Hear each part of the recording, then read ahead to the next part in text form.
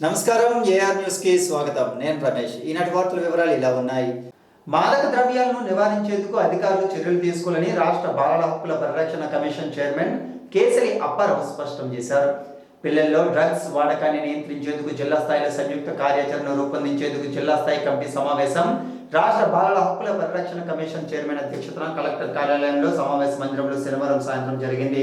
జిల్లా రెవెన్యూ అధికారి ఎం గణపతిరావు, అదనపు ఎస్పీ ప్రేమ్ కాజల్, రాష్ట్ర బాలల హక్కుల పరిరక్షణ కమిషన్ సభ్యులు గొండి సీతారాంతో కలిసి ఆయన ఈ సమీక్ష సమావేశాన్ని చేపట్టారు. ఈ సందర్భంగా ఆయన మాట్లాడుతూ డ్రగ్స్ నివారించేందుకు అధికారులు చర్యలు తీసుకోవాలని కోరారు. ఈ అంశంపై కేంద్రంలో సమావేశం నిర్వహించారని, అన్ని రాష్ట్రాల నుండి కమిషన్ అధ్యక్షులు హాజరయ్యారని, ఏపీ నుండి తాను హాజరై పవర్ పాయింట్ ప్రెజెంటేషన్ ద్వారా వివరించినట్లు ఆయన చెప్పారు. యువతీ యువకులు మాదక ద్రవ్యాలు తీసుకుంటున్నారని, దీన్ని తక్షణమే నివారించేందుకు అందరూ దృఢ సంకల్పంతో పనిచేయాలని ఆయన కోరారు. జిల్లా రెవెన్యూ అధికారి ఎం గణపతిరావు మాట్లాడుతూ డ్రగ్స్ అనేవి కుటుంబం యొక్క విలువలను భంగం వాటిల్లుతుందన్నారు. ఆ విలువలు కాపాడుకోవాల్సిన బాధ్యత అందరిపై ఉందన్నారు. వసతి గృహాల్లో ఆల్కహాల్, మాదక ద్రవ్యాలు నివారించేందుకు అధికారులు చర్యలు తీసుకోవాలని కమిషన్ సభ్యులు గొండి సీతారాం చెప్పారు.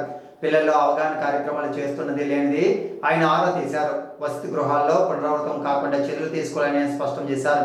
సంక్షేమ అధికారులు వసతి గృహాల్లో పక్క ప్రణాళికతో నివారణకు చర్యలు తీసుకుంటున్నామని సూచించారు. ఈ సమావేశంలో బాలల సంక్షేమ సమితి committee chairman you Srilakshmi, committee సభ్యులు పి రమణమూర్తి, గన్నప్పుడు జడ్పీసీయు వెంకటేశ్వరరావు, సబ్ అదనపు ఎస్పీ గంగాధరం, జిల్లా వైద్య ఆరోగ్య శాఖ అధికారి డాక్టర్ బుడ్డపల్లి మీనాక్షి, జిల్లా విద్యాశాఖ అధికారి వెంకటేశ్వరరావు, మహిళా శిశు సంక్షేమ శాఖ PD B Shanthisri, RIO Durgarao తదితరులు ఉన్నారు. వాళ్ళ మీద లైంగిక వేధింపులు జరుగుతున్నాయి. దానికి కారణాలంటే ఇదివరకు మనం సోషల్ మీడియాలో లేకపోతే సెల్ ఫోన్స్ లేకపోతే మధ్య మొత్తం అది అనుకున్నాం. దానికి తోడు ఈరోజు డ్రగ్స్ ఒకటి యాడ్ అయ్యాయి. దాన్ని మనం పూర్తి స్థాయి ఈ రోజుగా నిరోధించకపోతే భవిష్యత్తు మొత్తం దేశం కానీ, రాష్ట్రం కానీ, మన కుటుంబం కానీ అంతా కూడా చిన్నాభిన్నం అయిపోతున్న ఉద్దేశంతో మన కేంద్ర ప్రభుత్వం మన లాస్ట్ మంత్ 30వ తేదీన ఢిల్లీలో ఒక సమీక్షా సమావేశం నిర్వహించడం జరిగింది. అందులో అన్ని రాష్ట్రాలకు సంబంధించిన ఆఫీసర్స్, అలాగే కేంద్ర పాలిత ప్రాంతాలకు సంబంధించిన ఆఫీసర్స్, అలాగే 29 రాష్ట్రాలు కేంద్ర ప్రాంతాలకు సంబంధించిన చైల్డ్ రైట్స్ కమిషన్ చైర్పర్సన్స్, అలాగే ఒక్కొక్క రాష్ట్రంలో బాగా యాక్టివ్గా పనిచేసిన ఎవరైతే యాక్టివ్గా పనిచేస్తున్నారో ఆ రాష్ట్రానికి సంబంధించిన ఒక కలెక్టర్ గారిని ఎంపిక చేసి మనకి ఢిల్లీ పంపించడం జరిగింది. అందులో మన రాష్ట్రానికి సంబంధించి మన ఢిల్లీరావు గారు ఐఏఎస్ విజయవాడ కలెక్టర్ వారు కూడా రావడం జరిగింది. మన గౌరవ మాజీ శాసనసభ్యురాలు రెడ్డి శాంతి గారు పాప కూడా అక్కడ ఢిల్లీలో కలెక్టర్, ఆయన కూడా రావడం జరిగింది. అలాగే మొత్తం అన్ని జిల్లాల కలెక్టర్లు ఎవరైతే యాక్టివ్గా పనిచేస్తున్నారో వాళ్ళందరితో చర్చించడం జరిగింది. ఎందుకు ఇలా జరుగుతుంది, అసలు దీనికి సొల్యూషన్స్ ఏంటి, ఎందుకు కారణాలు ఏంటి, కారణాలు కూడా డిస్కస్ చేయడం జరిగింది. దాని సొల్యూషన్ కూడా డిస్కషన్ చేయడం జరిగింది. అయితే ఆ కార్యక్రమానికి మన హానరబుల్ హోమ్ స్టేట్ మినిస్టర్ కూడా నిత్యానంద రాయ్ గారు కూడా పాల్గొనడం జరిగింది. ఒక రోజు ఘనంగా గురు పౌర్ణమి వేడుకలు విశాఖ ఏ కాలనీలోని శ్రీ షిరిడి సాయిబాబా మందిరంలో గురు పౌర్ణమి మహోత్సవాలను ఆదివారం అత్యంత వైభవంగా నిర్వహించారు. గురు పౌర్ణమిని పురస్కరించుకుని ఆలయ ప్రధాన అర్చకులు రేజడి శ్రీనివాసరాచార్యుల నేతృత్వంలో బాబావారి ప్రత్యేక పూజాభిషేకాది కార్యక్రమాలు నిర్వహించారు. వేకువజామున రక్తదాన శిబిరంలో రక్తదానం చేస్తున్న యువతకు కన్నుల పండుగ జరిగింది. అదేవిధంగా మహిళలు పెద్ద సంఖ్యలో పాల్గొని అఖండ గురు చరిత్ర పారాయణం నిర్వహించారు. అనంతరం సంఘ సభ్యుల ఆధ్వర్యంలో నారాయణ సేవ సమితి ఆధ్వర్యంలో తీర్థ ప్రసాద వితరణ అన్నదాన కార్యక్రమం నిర్వహించారు. ఈ కార్యక్రమంలో 1500కు పైగా భక్తులు పాల్గొని అన్నప్రసాదాన్ని స్వీకరించారు. సాయంత్రం సంధ్యాహారతి, అనంతరం బాబావారి పల్లక సేవ, గురుపాదుక పూజ భక్తజన కోలాహలం నడుమ అత్యంత వైభవంగా జరిగింది. అనంతరం పండిత సత్కార సభను ఏర్పాటు చేశారు. ఆలయ కమిటీ అధ్యక్షులు మధుకర విలేకరుల ఆధ్వర్యంలో నిర్వహించిన గురు పౌర్ణమి వేడుకల్లో సభ్యులు కొంకెన మురళి, ఇపిలి భవానీ, కమిటీ సభ్యులు పెద్ద ఎత్తున భక్తులు పాల్గొన్నారు. మన ఈ సత్సంగం 9th ఫిబ్రవరి 1992 స్థాపించేసాం. ఈ ఆలయం కన్స్ట్రక్షన్ May 2, 1998లో ప్రతిష్ట, సాయిబాబా విగ్రహాలకి ప్రతిష్ట 1998 2 మేకి చేసాం. తర్వాత గురు పౌర్ణిమ,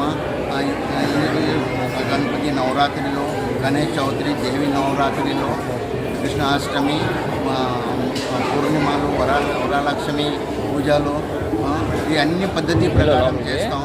అందులో అన్ని ప్రకారం సాయం. అదేవిధంగా సోషల్ సర్వీసెస్ చేస్తున్నాము. సోషల్ సర్వీసెస్ అంటే అన్నదానం ప్రతి లక్షవారం 700 నుంచి 800 వరకు చేస్తున్నాము. పారాయణం సప్తాహ పారాయణం ఈ రోజు వరకు 720 వీక్స్ కంప్లీట్ అయిపోయింది. ప్రతిరోజు అదే పారాయణం సాయిబాబా పారాయణం జరుగుతూ ఉంటాయి. ప్రతి ఇంట్లో అదే ఆశీస్సులు వెళ్ళాలని కోరుతున్నాము. బాబా సకల గురు శ్రేష్ఠులైన వ్యాస మహర్షి జన్మదినం సందర్భంగా గురువుల్ని సత్కరించుకునే బాధ్యత మనందరికీ ఉంటుంది. కాబట్టి ఈరోజు గురు పౌర్ణమి సందర్భంగా బాబా గారిని గురువు రూపంలో చూసుకొని బాబా గారిని దర్శించుకునే మహాభాగ్యం కలిగించి మన గురువుల్ని బాగా కానీ మనకి ఏ విద్య నేర్పితే ఆ విద్య నేర్పిన గురువుల్ని సత్కరించుకునే బాధ్యతగా మనం అందరం తీసుకొని గురు పౌర్ణమి వేడుకగా చేసుకోవాలని ఇక్కడ ఈ మందిరంలో ప్రతి సంవత్సరం అత్యంత వైభవంగా గురు పౌర్ణమి వేడుకలు జరుగుతాయి. ప్రతి లక్షవారం కూడా ఇక్కడ ఒక 700 నుండి 1000 మందికి భోజనాలు ఉచితంగా ఏర్పాటు చేయాలి. అన్నప్రసాదాలు అందిస్తున్నారు. అలాగే కృష్ణాష్టమి జన్మదిన వేడుకలు కూడా అత్యంత వైభవంగా జరుగుతాయి.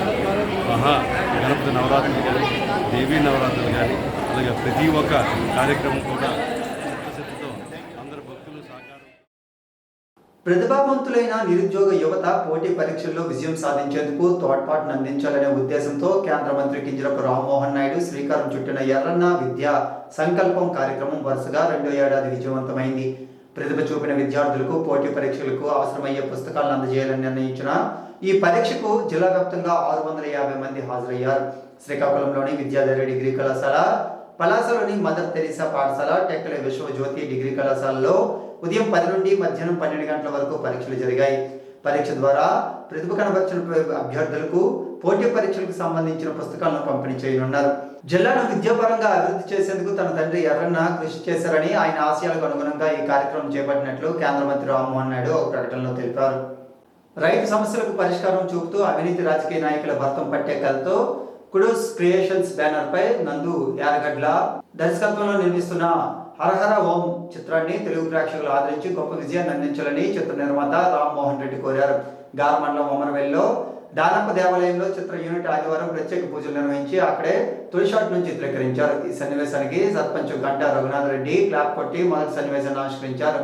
ప్రొడ్యూసర్ రామ్మోహన్ రెడ్డి గంటా మాట్లాడుతూ తన విజయంలో ప్రతిసారి దానప్ప దేవుడు తోడు ఉన్నాడని, అలాగే ఈ హరహర ఓం సినిమా కూడా తోడు ఉంటాడని నమ్మకంతో ఈ కార్యక్రమాన్ని చేస్తున్నామని తెలిపారు. సీనియర్ జూనియర్ నటుల సమ్మేళనంతో ఈ చిత్రాన్ని నిర్మించడం జరుగుతుందని, తప్పకుండా కుటుంబంతో కలిసి చూడాల్సిన చిత్రం అని ఆయన పేర్కొన్నారు. ఈ విలేకరుల సమావేశంలో director Nandu Yaragadla, music director ML Raja, నటినట్ల Tarun Teja, Aadyasri, Sreeja, cameraman Uday, Jayabhaskar, assistant Anil Reddy, Nagesh, Ramaswamy, Sanjay, Srinivas Reddy, Teja, press club అధ్యక్షులు కుంకెన వేణుగోపాల్, మధురెడ్డి, వేణుగోపాల్ మాస్టర్ తదితరులు పాల్గొన్నారు. గురు పౌర్ణమి సందర్భంగా పాతపట్నం నియోజకవర్గం కొసవాడ షిరిడి సాయిబాబా ఆలయ కమిటీ సభ్యుల ఆహ్వానం మేరకు ఆదివారం శ్రీ షిరిడి సాయిబాబా వారిని పాతపట్నం ఎమ్మెల్యే మామిడి గోవిందరావు దర్శించుకున్నారు. ఈ సందర్భంగా ఆయనకు ఆలయ కమిటీ సభ్యులు ఘన స్వాగతం పలికారు. ఇందులో భాగంగా బాబాను దర్శించుకొని ఆయన ప్రత్యేక పూజలు నిర్వహించారు. అనంతరం ఆలయ అభివృద్ధి నిమిత్తం ఎమ్మెల్యే గోవిందరావు కమిటీ సభ్యులకు 10,000 రూపాయలను విరాళంగా అందజేశారు. ఈ కార్యక్రమంలో ఆయనతో పాటు ఆలయ కమిటీ సభ్యులు తదితరులు పాల్గొన్నారు.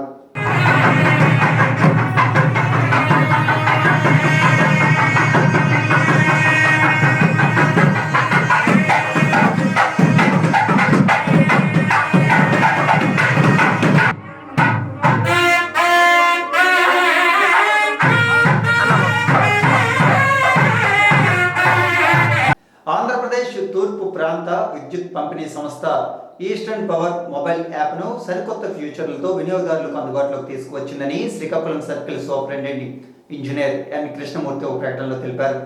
గూగుల్ ప్లే స్టోర్ నుంచి Eastern Power mobile app download చేసుకుని వినియోగదారుని 16 అంకెల సర్వీస్ నెంబర్ నమోదు చేసుకోవడం ద్వారా మొబైల్ యాప్ సేవలను పొందవచ్చునని ఆ ప్రకటనలో పేర్కొన్నారు.